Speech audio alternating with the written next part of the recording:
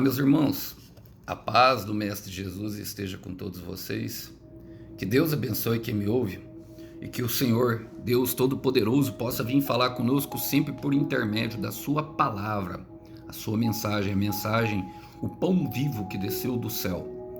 Vamos lá? Vamos para a nossa conversa? Hoje o texto para nossa breve reflexão encontra-se no livro do profeta Malaquias, o último profeta do Antigo Testamento ali, pelo menos em forma de ordem, colocado ali como o último profeta do Antigo Testamento. E o texto para nossa breve meditação encontra-se no capítulo 1, no verso 2 em diante, que o Senhor Deus diz assim por intermédio da sua palavra: Eu sempre amei vocês, diz o Senhor, mas vocês me perguntam de que maneira nos amou, e o Senhor responde: foi desta maneira. Amei seu antepassado Jacó, mas rejeitei o irmão dele, Esaú, e devastei sua região montanhosa. Transformei a propriedade de Esaú num deserto para chacais. Glória a Deus. É uma mensagem que traz uma compreensão do amor para nós, pregada pelo profeta Malaquias, que na etimologia da palavra, irmãos, quer dizer mensageiros. Eu tenho falado com vocês a respeito disso. Todos nós carregamos uma mensagem. Podemos dizer que somos mensageiros das nossas próprias mensagens, ou um mensageiro que carrega uma palavra poderosa, um testemunho, uma história criada pelo dedo do Deus vivo. E eu quero profetizar já sobre a sua vida, meu irmão. A sua história está sendo escrita pelo dedo de Deus. E Deus tem te amado em todo o seu processo, embora nós não vejamos muitas vezes.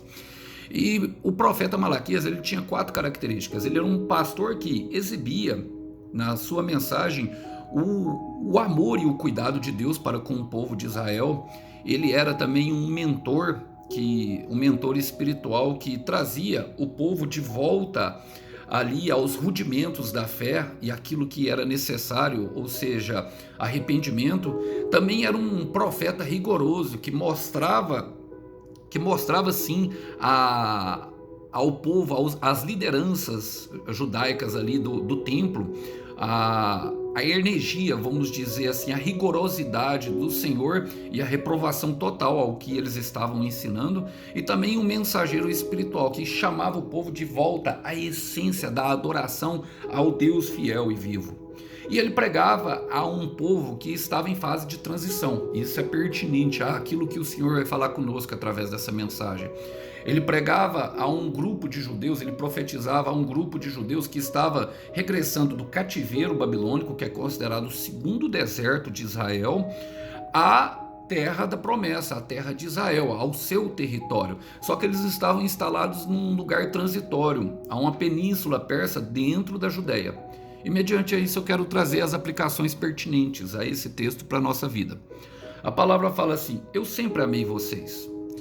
No versículo 2, eu sempre amei vocês, irmão. O amor de Deus, ele é evidenciado na vida de cada um de nós. Eu tenho certeza do que eu vou falar. Na nossa história, o amor de Deus, ele é evidenciado na vida de cada um de nós, na nossa história, na história da humanidade. Quando lemos a Bíblia e a história da humanidade, nós vemos que a Bíblia de fato é um livro histórico. Da história de Israel, que se expande para a história do mundo inteiro, um berço de onde saiu a humanidade, vinda de Adão e multiplicando e se espalhando os povos através das guerras, através dos desejos humanos, nós percebemos que Deus sempre esteve conduzindo o seu povo. Hoje nós somos a Israel de Deus. Então Deus sempre esteve agindo e cuidando do seu povo na história da humanidade. Isso é retratado no Salmo 78. O salmista, ele declara isso. O Salmo 78, versículo 2, ele fala: pois falarei com vocês por meio de provérbios e explicarei os segredos do passado. No versículo 4 ele fala: não a esconderemos dos nossos filhos, mas falaremos aos nossos descendentes a respeito do poder de Deus.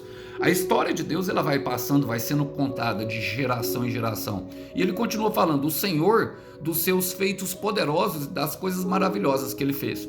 Ele está retratando aqui, por exemplo, o êxodo, de quando ele tirou o povo de Israel do Egito, conduzindo à terra da promessa, trazendo a lembrança, trazendo a memória. No versículo 7 ele fala: assim eles também porão a sua confiança em Deus, não esquecerão o que ele fez e obedecerão sempre os seus mandamentos. tem um propósito, irmão. Todo deserto que nós atravessamos, toda dificuldade tem um propósito. Qual? Colocar a confiança, a expectativa no Senhor, aprender a esperar em Deus e a obedecer, sim, Senhor, irmãos, porque na final de contas, o justo, ele viverá pela fé. E o que é a fé, se não a obediência a Deus? A fé tão somente é, como Hebreus 11:1 fala, a convicção de coisas que esperamos, mas não podemos ver.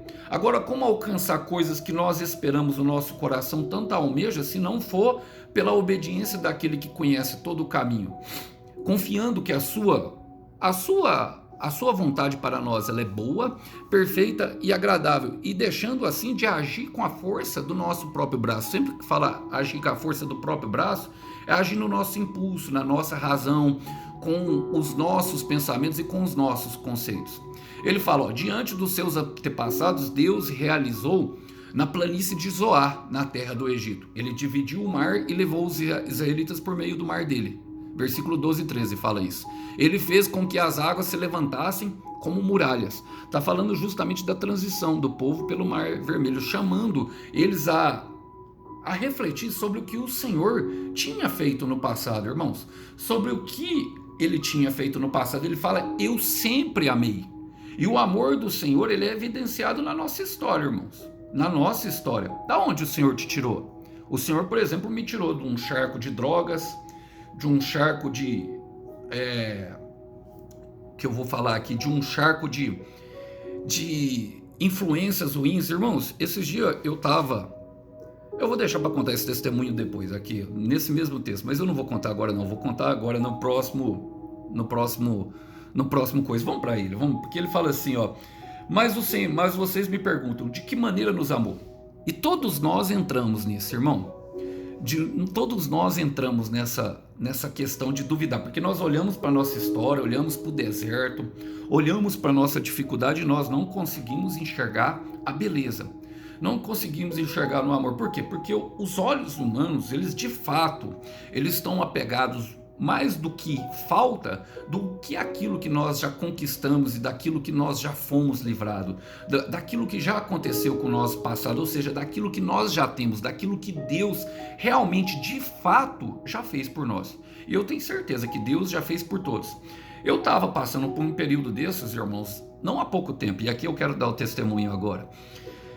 Eu estava ansioso para alcançar a minha terra prometida, parecia que estava perto, sabe? Quando a gente chega, o coração da gente vibra de alegria, parece que a gente vai chegar de fato lá e conquistar, e parece que vamos vivenciar aquele momento em que o nosso coração voltará a sorrir. E não aconteceu, sabe, da maneira que eu pensei, e nunca vai acontecer dessa maneira, da maneira do Senhor. A vontade dele ainda é boa, perfeita e agradável. E eu sou muito sincero com o Senhor, irmão. Quando me falta fé, eu peço ao Senhor para me acrescentar fé. Quando eu quero completar, eu quero honrar o Senhor com a minha história. Eu tenho esse desejo no meu coração. E a minha oração naquele momento foi lamuriosa. Eu não deixo externalizar, eu guardo isso e apresento diante do Senhor. E recomendo que façam os mesmos, mas sejam sinceros diante do Senhor. Irmãos, o Senhor ficou calado naquele dia. Ele me trouxe uma palavra que nada a ver. Mas quando eu saí para trabalhar, e eu trabalho como motorista de aplicativo, alguns irmãos já sabem, na minha segunda corrida, irmãos, encontrei um amigo meu das antigas, justamente da época que eu vivenciava as drogas, ia para as baladas, ia para as raves da vida, e ali ficava no tuts. Irmão, esse irmão, hoje eu tenho 44 anos, eu olho para minha feição física e assim, não estou aqui me gabando não, mas isso tudo faz parte de uma construção que o Senhor tem realizado em minha vida. Ele cuida do nosso corpo, da nossa alma e do nosso espírito. Ele nos dá força mental para que nós venhamos. Cuidar do corpo é uma responsabilidade nossa. Eu cheguei a pesar 113 quilos, tomando remédios contra a depressão, que me davam fome de doce na madrugada, e quando não tinha doce nenhum para tomar, eu comia açúcar puro, de tanta era a gana. Esses eram os remédios que eu tomava, irmão. Chamava olanzapina esse remédio, depois vocês pesquisam. Tomei vários antidepressivos durante um processo grande. Eu não me amava. E eu olhei esse irmão, ele entrou dentro do meu carro e eu não o reconheci. Quando ele foi contando a história, irmão, e ele contou só história ruim. Em 15 minutos de viagem, ele contou 6 histórias ruins, que o pai estava com câncer, que ele estava ali e ele estava encontrando outro amigo.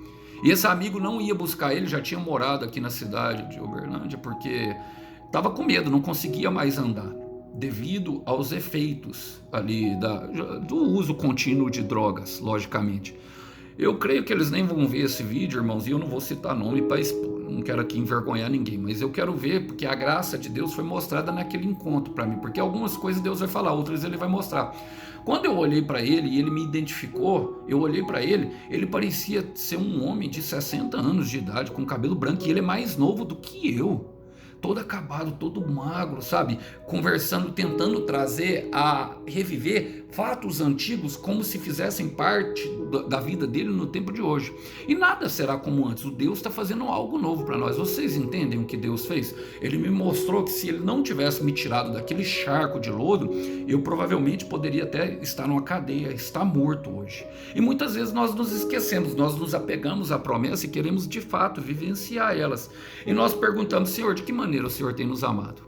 De que maneira o Senhor tem nos amado? Então o Senhor responde para você com Jeremias, com Lamentações, através do profeta Jeremias, capítulo 3, versículo 21. Quero lhe trazer à memória aquilo que lhe dá esperança, aquilo que me dá esperança. E a palavra fala, e o Senhor responde, foi no passado.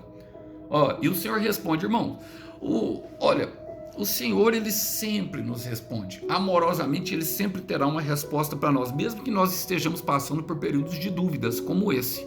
Do amor leal, do amor verdadeiro que nos acompanha em toda a história. Jó capítulo 22, versículo 27 fala, tu orarás e ele ouvirá. E ele cumprirá os teus votos, ou seja, as tuas promessas. O cumprirá está no presente e nós estamos passando por esse processo. Então, amorosamente, ele sempre nos responde. Ele fala, foi desta maneira. Amei seu antepassado Jacó. E aqui eu quero justamente falar, porque ele está falando dos antepassados. Olha o que Pedro fala na sua primeira carta, capítulo 1, versículo 18, porque aqui nós podemos já encaixar o Senhor Jesus Cristo. O profeta Malaquias, além da transição do povo persa, ele pregava também, ele era transicional ao Novo Testamento. Jesus Cristo estava prestes a descer na terra, e o maior fato do homem da história da humanidade não foi o homem subir na lua, e sim Deus descer na terra. Olha, e 1 Pedro capítulo 1, versículo 18, Pedro fala, pois vocês sabem o preço que foi pago para livrá-los da vida inútil que herdaram dos seus antepassados. Esse preço não foi uma coisa que perde o seu valor como o ouro ou a prata. Muitas vezes nós estamos apegados à temporalidade, à efemeridade, nós somos seres efêmeros, aqueles que acompanham, sabe, e se apega à transição do momento. E devemos nos apegar ao eterno, porque o preço de Jesus ele vai durar durante toda a eternidade e nos levar para o céu. E nós herdamos justamente aquilo que vem anterior a nós, irmão, dos nossos antepassados. Seja de vínculo sanguíneo, ou seja de vínculo influenciável, como pessoas que nós carregamos influências. E transmitimos isso, porque nós carregamos uma mensagem, transmitimos isso de gerações em gerações. E ele traz aqui a mensagem do antepassado Jacó. Quem é Jacó, irmão? Jacó é aquele que tem aqui ele fala que amei Jacó, ele traz esse verbo, a expressão de amor. É aquele que carrega uma saga de engano, de redenção, mas também de transformação. Jacó ele enganou o seu irmão para obter a bênção da primogenitura, e como nós somos assim muitas vezes, né, meu irmão? Vivemos nos enganos, tentando fazer da nossa própria maneira para conseguir uma bênção de Deus. Agora, de fato, quem sabe que está sendo enganado, sabe que está vivendo no engano naquele momento? Eu sempre faço essa pergunta, não. E ele viveu a redenção, porque devido à atitude dele, provocou divisão na família. Ele obedeceu à voz da mãe, a mãe dele instruiu em todo o plano, oferecendo um prato de lentilha a Esaú. E, logicamente, irmãos, está falando de dois tipos de igreja. Sempre haverá Esaú e Jacó, Saul e Davi, um homem segundo o coração de Deus e um homem que amou mais a coroa, a igreja fiel e a igreja infiel, e nós vemos isso ao longo retratado de toda a Bíblia, os dois ladrões da cruz, o que queria descer da cruz e o que reconhecia. E aqui está falando de Jacó, porque Jacó ele teve a redenção depois de ter enganado o seu irmão, Na caminhada dele, o tratamento que ele se dispôs a obedecer à voz do Senhor, ele houve a reconciliação com o seu irmão, que foi uma reconciliação em lágrimas, mas ele teve que passar por todo um processo. E no final, uma transformação completa de vida. Se casando com a mulher que ama, com Raquel, mas ali sendo enganado pelo seu sogro Labão, fazendo a vontade do pai, que tem um simbolismo muito grande para nós, essa questão, se casando ali com Lia, sendo enganados, trabalhando 7 anos por Raquel, mas primeiro se casa com Lia, aí tem que trabalhar mais 7 anos, e quantas vezes demora, né? Quantas vezes nós passamos por dificuldades assim na questão do trabalho para o Senhor, e nós queremos desistir, mas a palavra fala que para Jacó não foi pesado. Então Jacó, ele tem essa tipologia justamente daquele que persegue a bênção do Senhor. E em Gênesis capítulo 32, eu quero trazer com vocês aqui o versículo 28, ele tem um encontro no final ali com Deus, e a palavra fala o seguinte, é o Val de Jaboque, ou a Peniel, um encontro que significa um encontro com Deus face a face. E depois dele lutar com o anjo a noite inteira, o anjo fala, eu preciso ir. Ele fala, não sai daqui sem antes o Senhor me entregar a minha bênção. Quem aí quer a bênção? Então é necessário lutar às vezes com Deus, para que nós venhamos a seguir a vontade dele. E a palavra fala, então o homem disse, o seu nome não será mais Jacó. Você lutou com Deus e com os homens e venceu. Por isso o seu nome será Israel. E a palavra fala que ele tocou na coxa de Jacó e que Jacó começou a mancar. Ou seja, no nosso caminhar nós teremos uma transformação de pensamento, irmãos. Ou seja, depois de ter feito toda a vontade de Deus, de ter suprimido o engano, ele teve uma nova identidade, uma identidade de um homem conquistador, uma mentalidade lutadora, uma mentalidade que persegue a palavra do Senhor. Ele não desprezou hora nenhuma a palavra do Senhor, por isso o Senhor amou ele, fortalecendo-o, conduzindo nesse propósito para que ele pudesse chegar de fato ao lugar da transformação, em que ele não fosse mais Jacó e que ele fosse sim Israel, aonde foi tocado na sua perna, ele teria uma nova maneira de caminhar a partir de agora. Mas a palavra diz também, mas rejeitei o seu irmão dele, Esaú. E quem é Esaú, irmão? Esaú é o filho do deserto, obstinado por si mesmo, negou as bênçãos espirituais pelo efêmero. A palavra fala que ele trocou justamente a bênção da primogenitura por uma fome temporária, por algo que traria ali, saciaria a necessidade dele do momento. Esaú é esse tipo de pessoa, é esse, sabe, o prato de lentilhas, tem um simbolismo, mas eu nem vou entrar nele. E a palavra fala sobre isso. A palavra, Paulo retrata isso em 1 Coríntios, capítulo 4, no versículo 15, como nós devemos ser, irmão, como nós devemos nos comportar. Agora entenda, o Senhor traz a expressão de rejeição a Esaú como se todos nós tivéssemos essas duas características, irmão. Ora nós somos Esaú, ora nós somos Jacó. Ora nós estamos nos apegando ao que é efêmero, ao que é passageiro e pecando contra Deus. Ora nós estamos perseguindo a Deus e nos submetendo à boa, perfeita e agradável vontade de Deus, mesmo que passamos por dificuldades e lutas, aonde Deus vai mudar a nossa maneira de caminhar. A palavra fala que a rejeição a Saul também é amor. Sim, a rejeição a Deus, as nossas atitudes também é amor, irmão. E muitas vezes nós não conseguimos ver. E por isso Paulo fala em 1 Coríntios capítulo 4, quero ler com vocês o verso 18, na verdade, irmãos, que diz o seguinte, a palavra de Deus. Ela fala assim, não, na verdade é 1 Coríntios capítulo 4, versículo 15, fala assim, mesmo que vocês tivessem milhares de mestres na fé cristã, não poderiam ter mais de um pai. Por quando levei vocês o evangelho, me tornei pai de vocês. Não é esse versículo, irmão. Não é esse, de fato. É 2 Coríntios capítulo 4, versículo 18. Me perdoe pela confusão, mas eu vou ler esse versículo porque é importante para ilustrar aquilo que o Senhor está falando para nós. Diz assim, porque nós não prestamos atenção nas coisas que se veem, mas nas coisas que não se veem. Pois o que pode ser visto dura um pouco, mas o que não pode ser visto dura para sempre. E o Senhor nos chama a um caminho de eternidade, de fato, irmãos.